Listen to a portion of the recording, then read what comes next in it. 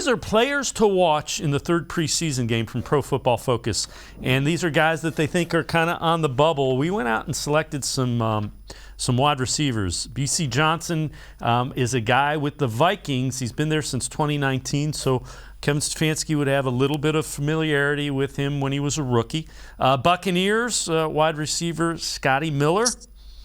Jets, wide receiver Denzel Mims.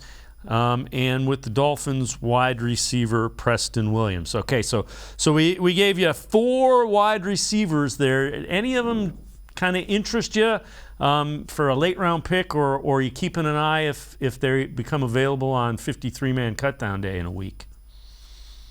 For me, Denzel Mims is the one I would look at of these 4 listed. Of course, B.C. Johnson, and there's always that connecting of the dots of players who would have familiarity with the system.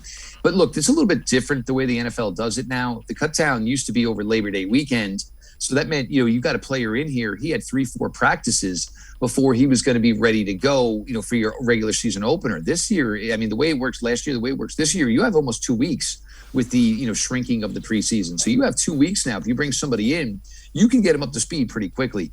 But Denzel Mims, it's been a bad spot for him with the Jets. And part of this, look, it's not necessarily his fault. When he was brought in, they thought Sam Darnold was maybe their quarterback. That didn't work out very well.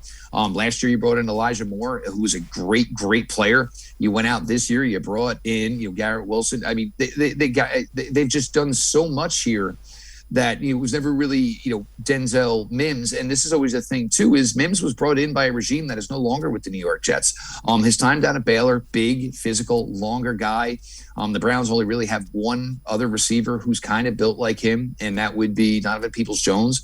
But, I mean, Denzel Mims, for me, just seems like a guy who really needs another opportunity to see if, the talent's there, or, maybe something got lost in translation between this guy who was a really, really solid college player, transitioning to the pros.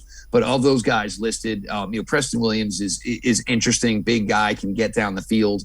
But again, maybe somebody that wouldn't have as much success with Jacoby Brissett.